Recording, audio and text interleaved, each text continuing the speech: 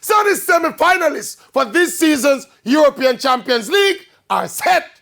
Inter Milan versus AC Milan in the Milan Derby in one semi-final. And the bigger one, champions Real Madrid versus Manchester City. And we all know the story.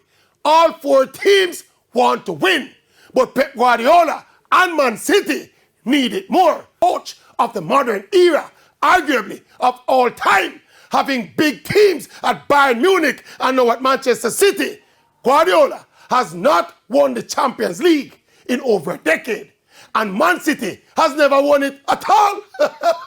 So they're supposed to feel like some hungry dog who see a bone. Truth be told, City can and should win it this year. They just need to get past Real Madrid. Pep just needs to avoid overthinking and over-tweaking Man City football and stop Real Madrid from playing Real Madrid football. As simple as that. Simple, 1, 2, 3. Simple 1, 2, 3.